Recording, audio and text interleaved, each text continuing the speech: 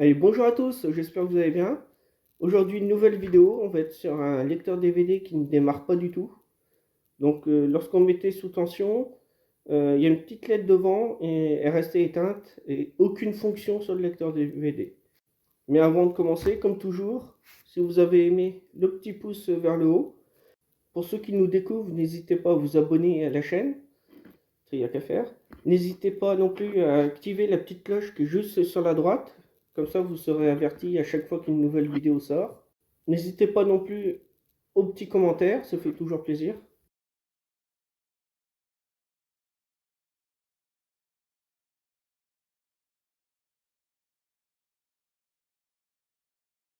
Donc il s'agit d'un lecteur DVD Blue Sky et le modèle c'est DV1000. Donc ici normalement on a la petite LED rouge qui s'allume lorsqu'on met le lecteur DVD sous tension. Donc là quand j'ai reçu l'appareil, je l'ai branché bien sûr et il n'y avait rien du tout. Du coup bah, j'appuyais sur le bouton de mise en route, rien du tout. J'ai coupé l'alimentation, j'ai attendu quelques secondes, j'ai rebranché, j'ai recommencé la même opération et pas du tout de LED. Donc je me suis dit, là, c'est qu'il y a un problème. Alors j'ai ouvert le lecteur DVD. Donc comme vous voyez, il y a un CD qui est resté coincé dedans. Ici à gauche, on a la partie alimentation. Ici, on a la partie mécanique avec le bloc optique qui va lire soit le CD audio, soit le DVD. Ici, ça, c'est la petite carte pour la Péritel, pour brancher la télé. Ici, vous avez une autre petite carte en dessous avec les prises de sortie RCA pour le son et la vidéo, la prise jaune. Et ici, voilà. Et ici, vous avez la carte de traitement. Donc, ça va gérer tout ce qui est gestion moteur. Donc, ça va amplifier, bien sûr, par la même occasion pour alimenter les moteurs. On va avoir un traitement numérique parce que ce qui sort du bloc optique, ça va être des 0 et des 1. Donc, il faut qu'on arrive à refaire une image et un son audio.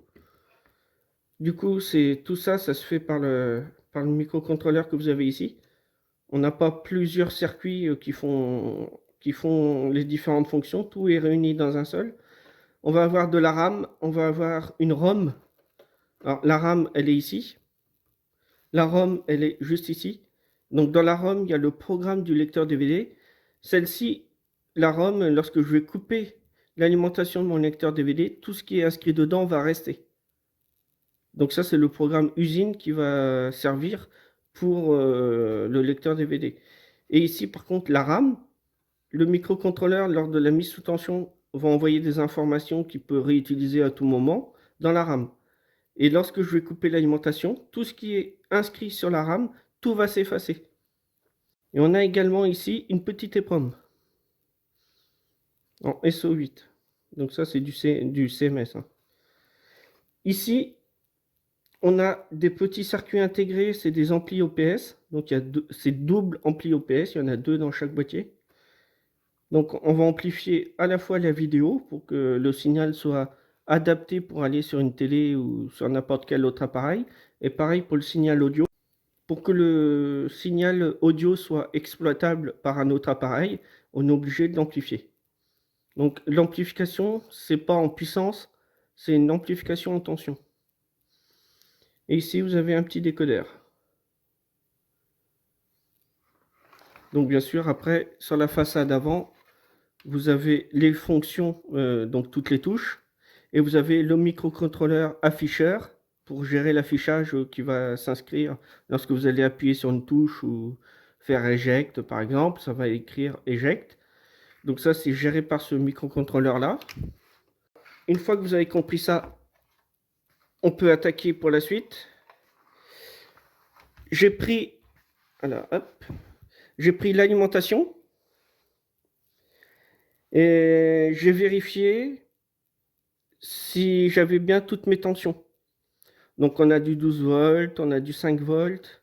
Première tension, je teste le 12 volts, impeccable, il y avait du 12 volts. Donc je me dis, c'est bizarre quand même, il y a le 12 volts, mais il n'y a rien du tout, aucune fonction. Donc ensuite, je me suis attelé à mesurer la tension continue, bien sûr, du plus 5 volts. Et puis là, patatras, il n'y avait aucune tension. Donc, pour mesurer une tension sur ce genre de lecteur DVD, je peux mettre déjà ma pointe de touche noire ici dans le trou d'une vis. La pointe de touche rouge, elle, je peux la prendre à une main et puis faire mes mesures de tension comme je veux, vu que l'autre, elle reste sur le trou de la vis. Donc ensuite, vous voyez, si j'enlève, là je l'enlève exprès, c'est pour qu'on puisse bien voir le connecteur. C'est écrit ici, vous avez plus 12 volts, plus 5 volts, etc. Donc ensuite, il suffit de se prendre sur le connecteur, à chaque fil pour les tensions, et de mesurer si on a la bonne tension ou pas.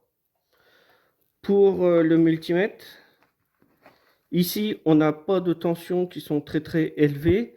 Donc, on prend le continu, c'est un petit V, hop, un trait et 3 petits points en dessous. Ça, c'est la tension continue.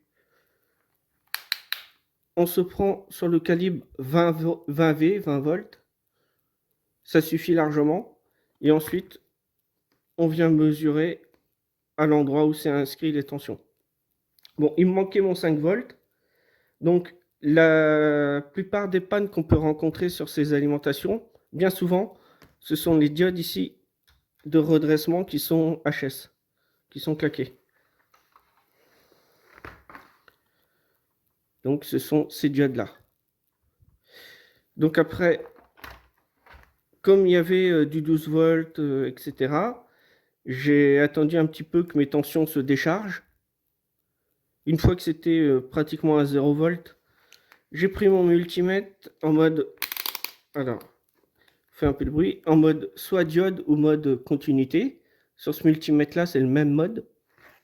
Si vous avez un court-circuit, ça fait ça. Ça sonne sur le multimètre. Quand je touche mes deux points de touche, c'est un court-circuit. Donc après, vous voyez, il y a un petit trait, c'est la cathode. Ou qu'il n'y a pas de trait sur la diode, c'est l'anode.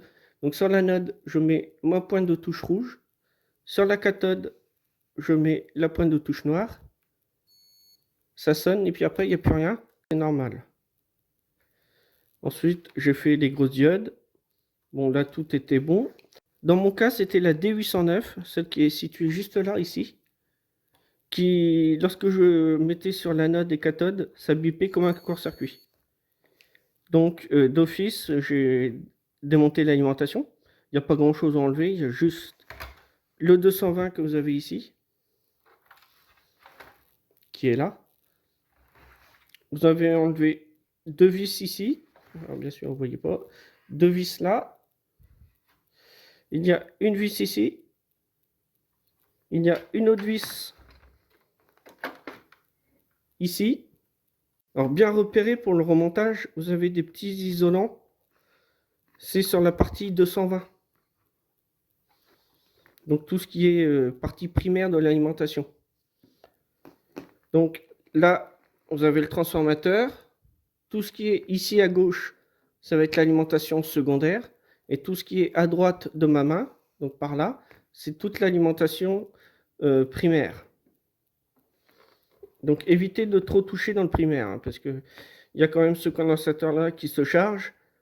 Et c'est pas anodin quand même quand on se prend un coup de jus. Donc j'ai dessoudé ensuite la diode qui était défectueuse. Je l'ai retestée au multimètre pour être sûr, parce que parfois lorsqu'on teste un composant sur la carte, on ne va pas tester uniquement le composant, on va tester tout le circuit. Donc c'est pour ça qu'on recommande souvent de dessouder au moins une patte d'un composant, de le soulever pour plus qu'il touche la carte, et ensuite on le mesure. C'est pour être sûr qu'on mesure bien que le composant. Donc comme ça bipait toujours comme un court-circuit, j'ai changé la diode d'endressement. J'ai remonté la carte, j'ai remis les vis, remis les connecteurs. Et ensuite, j'ai mis sous tension. Et là, par miracle, j'ai eu ma petite LED qui s'est allumée en façade. Donc là, j'ai appuyé sur le bouton on. Juste une fois. Et après, j'ai fait open close pour voir si mon DVD ou CD, je ne sais plus ce qu'il y a dedans, est bien sorti. Donc ça a fonctionné. Après, je l'ai mis en play. Donc là, il s'est mis à lire le DVD normalement et tout fonctionne. C'était uniquement pour une diode ici d'endressement qui a été claquée. Donc bien sûr, j'en ai pas parlé, mais lorsque vous ouvrez l'appareil, vous regardez toujours l'état des condensateurs chimiques là. Parce que ceux-ci, ils ont tendance à être gonflés sur le dessus. Et là, ça veut dire qu'il faut les changer. Donc je vais mettre le lecteur de DVD sous tension devant vous pour vous faire voir qu'il fonctionne bien maintenant.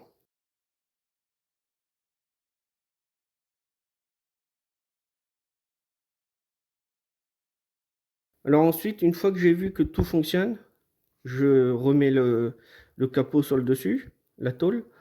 Je remets les vis, bien sûr. Et ça fait un appareil de sauver. Donc juste pour une petite diode de redressement, un appareil qui est complètement éteint. Et ça coûte à peu près 10 centimes d'euros pour acheter la diode. Bon, il faut en acheter plusieurs. Si on l'achète en unité ou par 10, on va payer plus cher, bien sûr. Alors, je le mets sous tension. Là, on peut voir la petite LED rouge qui vient d'allumer. J'appuie dessus pour le mettre en route. Il affiche Hello. Il nous dit bonjour. Ensuite, vous voyez, ça commence à partir. Je l'ouvre pour voir. Donc, c'est Franck Michael, mes premiers amours. Je fais de la pub. Hein. Bon, c'est pas ce que je préfère. On remet le CD. Donc, c'est un CD, c'est pas un DVD, mais c'est pareil. On fait play. Et logiquement, il devrait commencer à partir.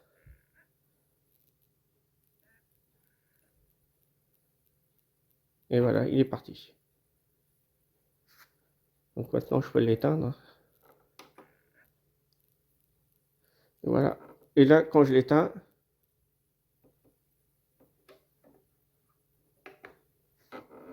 il nous met goodbye. Au revoir. Alors, si j'ai décidé de faire cette vidéo pour ce lecteur DVD, c'est tout simplement parce que cette panne revient assez souvent sur tous les lecteurs DVD, sur les télé LCD, sur les télé plasma, ça peut arriver aussi. Sur tout ce qui est électronique, en fait, on peut avoir ce genre de problème. Juste une diode. Et beaucoup d'appareils sont mis en déchetterie pour cette panne à 10 centimes. C'est un peu dommage. Donc j'espère que cette vidéo vous aura plu, qu'elle vous aura permis d'en apprendre encore un peu plus en électronique. Je vous dis maintenant à la prochaine pour une future vidéo. Allez, soyez sages, bye bye, salut salut.